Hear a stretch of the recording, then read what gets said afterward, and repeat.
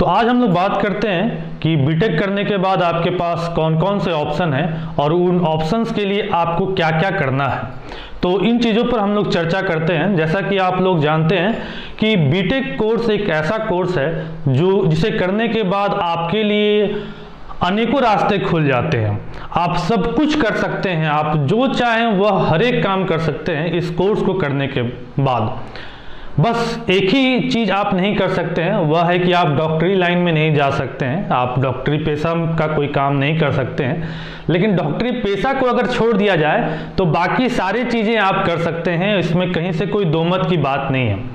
तो चलिए आज हम लोग इसी बारे में कुछ विस्तृत तौर पर चर्चा करते हैं कि आखिर बीटेक के बाद क्या करना है और कैसे करना है। इस चीज़ को लेकर मैं आपको कुछ बातें जो हैं यहाँ पर बताता हूँ।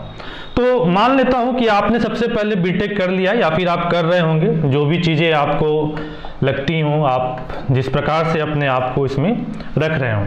तो हम लोग यहाँ पर बेसिकली बात कर रहे हैं कि आप बीटेक कोर्स या तो कर लिए हैं या फिर कर रहे हैं या फिर इसके बारे में इंटरेस्ट बना रहे हैं। बीटेक बीई ये सभी कोर्स जो हमारे होंगे ये लगभग एक ही टाइप के कोर्स हैं, कोई बहुत ज़्यादा इनमें अंतर नहीं है।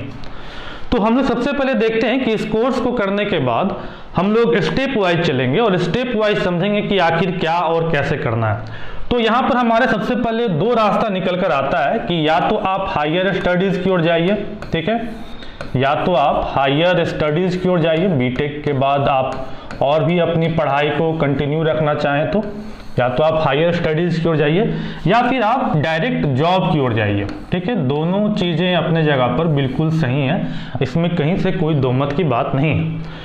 तो अगर हायर स्टडीज़ और जॉब को लेकर हम लोग चर्चा करें तो सबसे पहले हम चर्चा कर लेते हैं कि हायर स्टडीज़ में हमारे पास क्या क्या अपॉर्चुनिटी यहाँ पर अवेलेबल है। देखिए, हायर स्टडीज़ में जो सबसे लोकप्रिय चीज़ें जो हैं वह बीटेक करने के बाद अधिकतर लोग जो जाते हैं वह बेसिकली दो कोर्सेज में सबसे ज़्यादा अप्लाई करते हैं। एक एमटेक की ओर जाते हैं, एमई बोलूँ या फिर एमटेक बोलूँ, ये चीज़ें जो हैं बिल्कुल सेम है, क्योंकि आप जानते हैं कि अब इसका बहुत ज़्यादा अंतर जो है वह नहीं रहा। तो मैं एमटेक ही लिख देता हूँ, ठीक है। तो एमटेक के लिए जाते हैं। एमटेक के लिए जाने के क्रम में आपको गेट के एग्ज़ाम पास करने चाहिए, ज़रूर पास करने चाहिए। गेट के एग्ज़ाम को पास करने से आपको काफ़ी सारा बेनिफिट यहाँ पर अवेलेबल है कि आपको स्कॉलरशिप्स वगैरह मिलेंगे। तो आपको ये अखड़ेगा नहीं कि आप जॉब नहीं कर रहे हैं, आपको कुछ पैसे जो हैं वह हाथ में आते रहेंगे। गेट अगर आप क्वालिफाई हो जाते हैं और गेट के बेसिस पर अगर आप कहीं पर एडमिशन लेते हैं तो यहाँ पर आप आईआईटी, एनआईटी और भी जो रेपुटेड कॉलेज हैं उन सभी रेपुटेड कॉलेज में जा सकते हैं। बेसिकली यहाँ पर आप अपने जिस सब्जेक्ट्स को से लेकर आपने बीटेक और बीई किया है उन्हीं चीज़ों को आप कैरी करेंगे और उसी के बारे में थोड़ा सा हायर स्टडीज़ करेंगे, थोड़ा और ज़्यादा उसके बारे में डिटेल में स्टडी करेंगे। तो गेट के प्रिपरेशन में आपको जिस स्ट्रीम से आपने बीटेक किया है उसी स्ट्रीम के सब्जेक्ट को आपको यहाँ पर काफ़ी अच्छा खासा ध्यान देना चाहिए। यहाँ पर मैं एक यूनिक बात बता देता हूँ कि देखिए, कोर के सब्जेक्ट को तो आपको पढ़ना ही है, लेकिन गेट के एग्जाम में एक जो सबसे इंपॉर्टेंट रोल अदा करता है वह मैथ भी होता है। तो मैथ का अगर आप ध्यान दें तो आपके लिए ये गेट का एग्जाम जो है वह पास करना थोड़ा सा आसान हो सकता है। आपको कोर के सब्जेक्ट में तो ध्यान देना ही है, लेकिन मैथ में आपको अच्छा खासा ध्यान देना है। तो अगर मैथ में आप ध्यान देंगे तो गेट के एग्जाम को आप आराम से क्वालिफाई कर सकते हैं। ये क्वालिफाई इन नेचर होता है और फिर रैंकिंग के अनुसार इसमें आपको फिर जो आईआईटीज़, एनआईटीज़ जो हैं उनके ब्रांचेस वगैरह आपको मिलते हैं, ठीक है। उनमें जो भी आपको ब्रांच लेना है वो सभी ब्रांचेस आपको उसके हिसाब से मिलते हैं।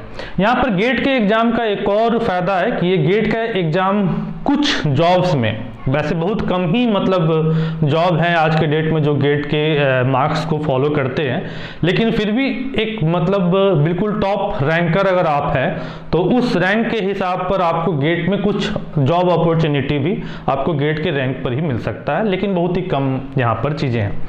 एमटेक कोर्स के बाद जो दूसरा सबसे ज़्यादा फेमस कोर्स है उसको अगर लेकर हम लोग चर्चा करें तो दूसरा सबसे ज़्यादा फेमस कोर्स जो हमारा यहाँ पर आता है, जो देखने के लिए मिलता है, वह है एमबीए। ठीक है, काफ़ी ज़्यादा स्टूडेंट बीटेक के बाद एमबीए करते हैं और काफ़ी स्मार्ट मूव कहा जाता है एमबीए करना, बीटेक के बाद एमबीए करना।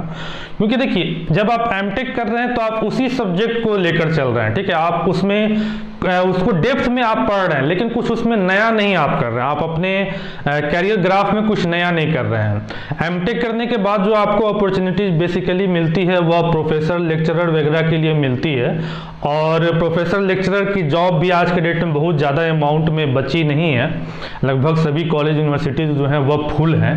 तो और इंजीनियरिंग की जॉब अगर आपको बेसिक पर चाहिए तो वो तो बीटेक और बी लेवल पर ही आपको मिल जाता है। तो एमटेक आपको उतना ज़्यादा अपॉर्चुनिटी नहीं देता है जितना एमबीए आपको अपॉर्चुनिटी देता है। एमबीए करने से क्या होता है, देखिए एमबीए करने में आपके पास 3-4 सेक्टर यहाँ पर आपको मिल जाते हैं।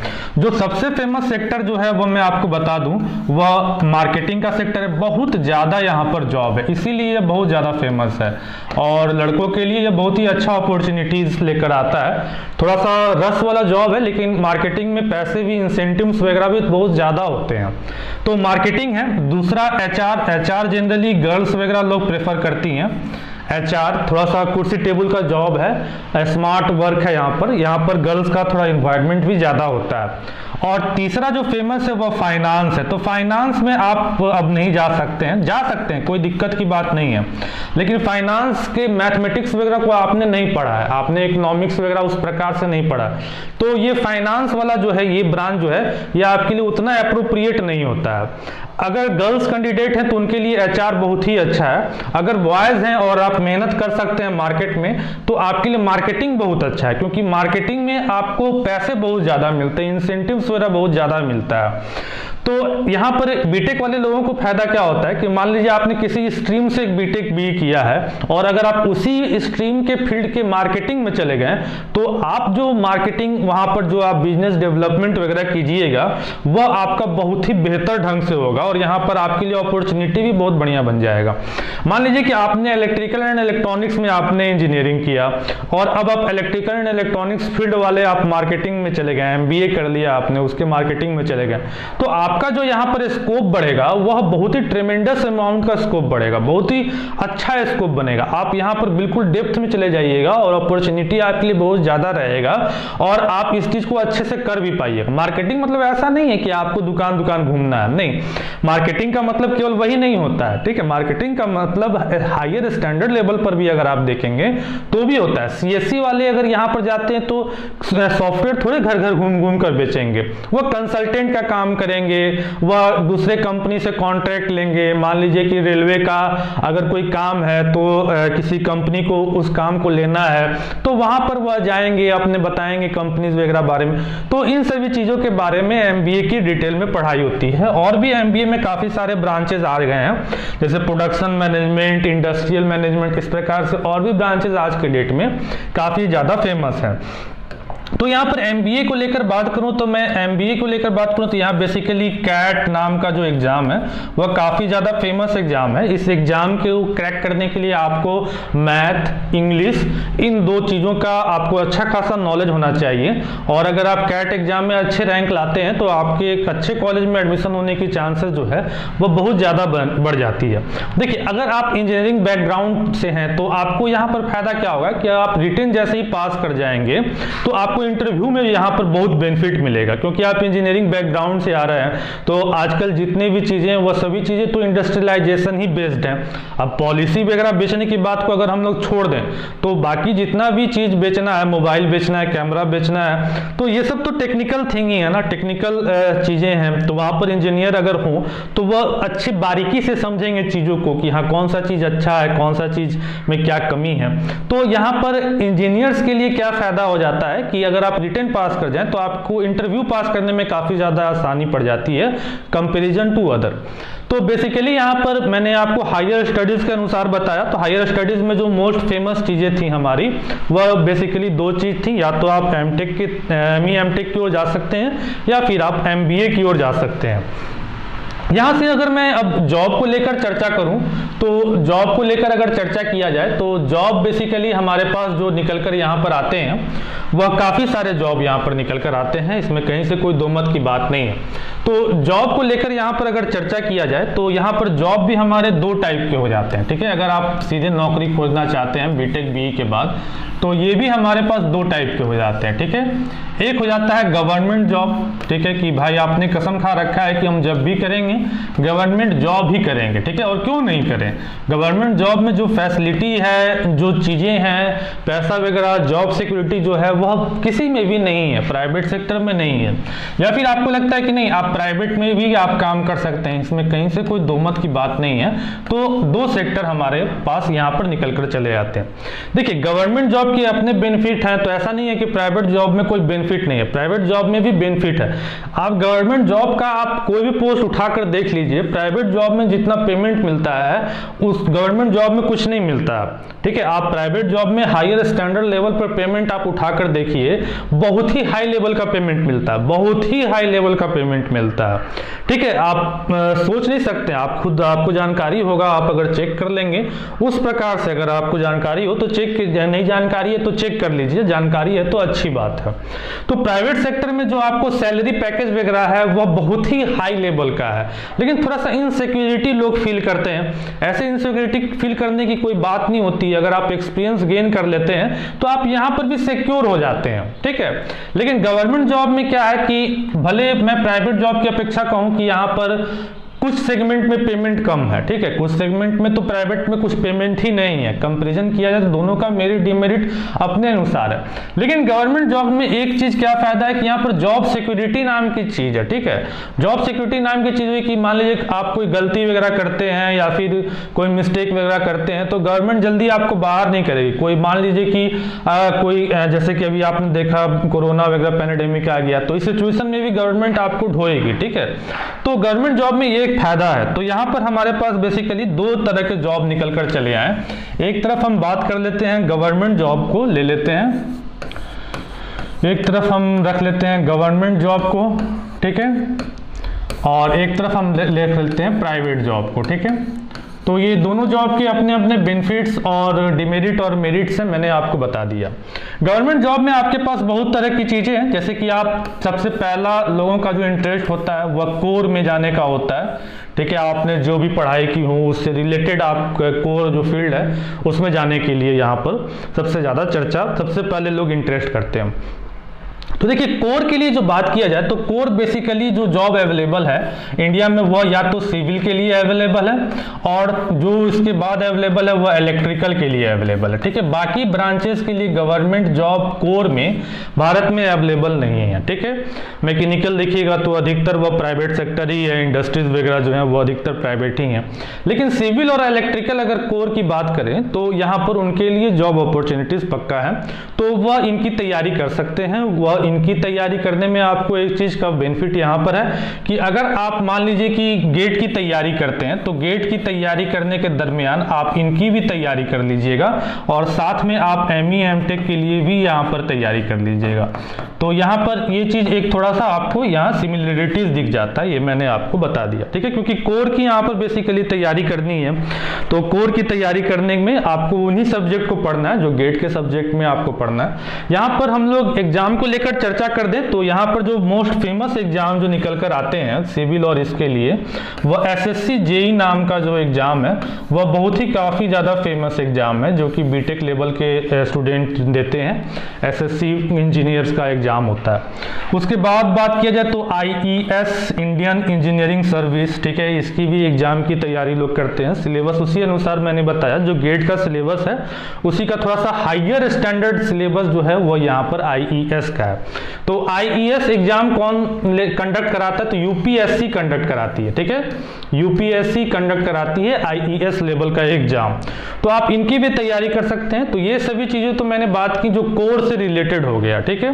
उसके बाद रेलवे वगैरह में भी आते रहता है या फिर आप स्टेट बोर्ड, स्टेट आपका हुआ स्टेट में ग्रामीण सड़क परियोजना के अंतर्गत सिविल वाले के लिए आते रहता है या फिर विद्युतीकरण योजना के अंतर्गत इलेक्ट्रिकल वाले लोगों के लिए बहाली वगैरह आती रहती है।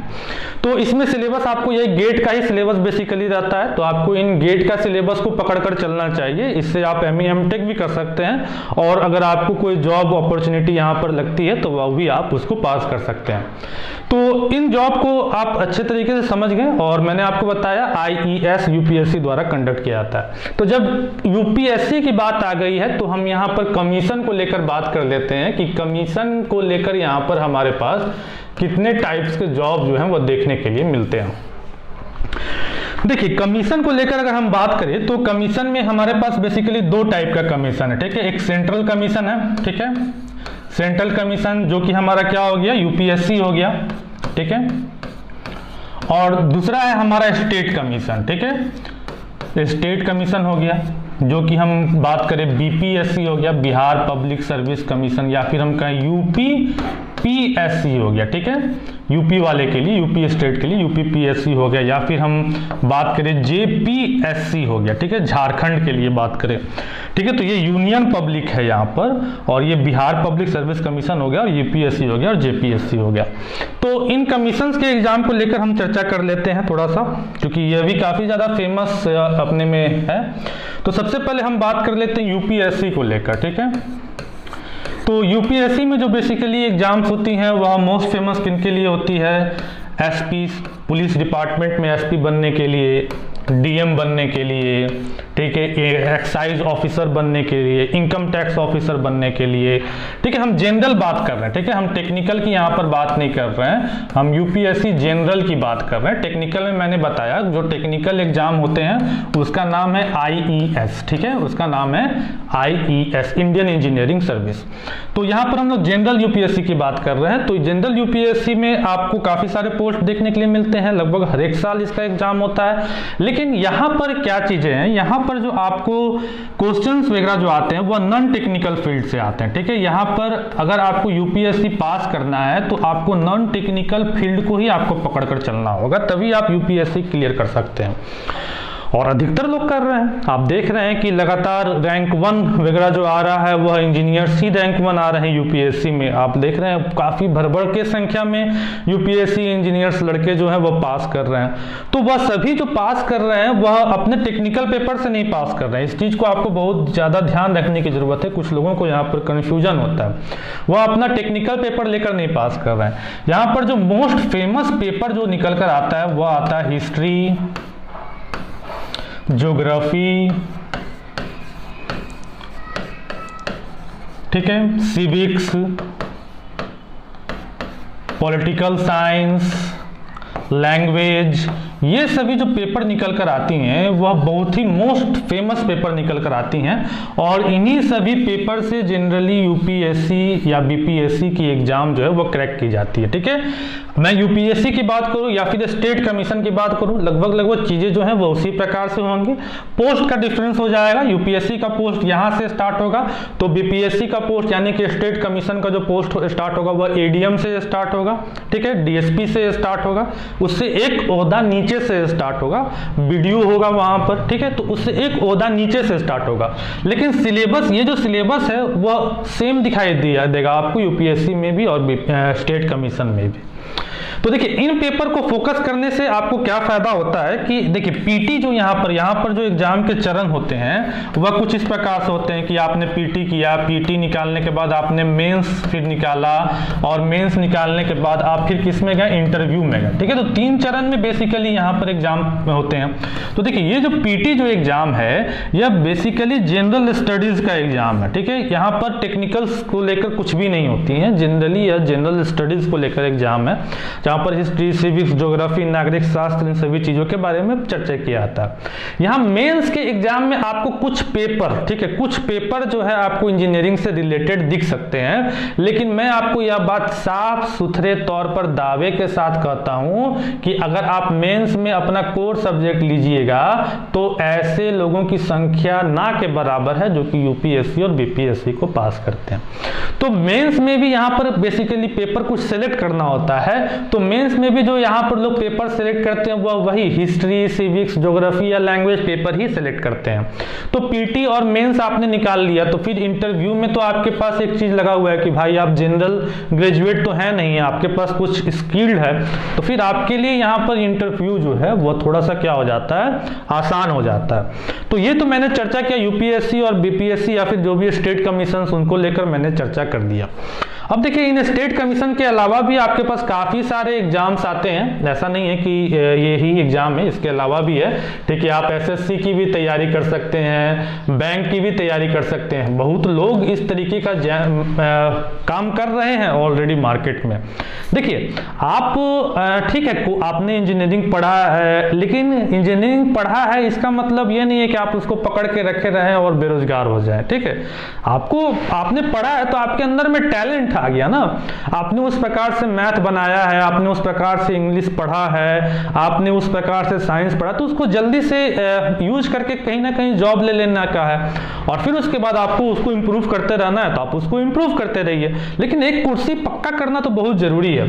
तो एसएससी, बैंक, रेलवे, इस तरीके के एग्जाम जो है वो काफी ज्यादा संख्या में जनरल भी एग्जाम देखने के लिए मिलते हैं।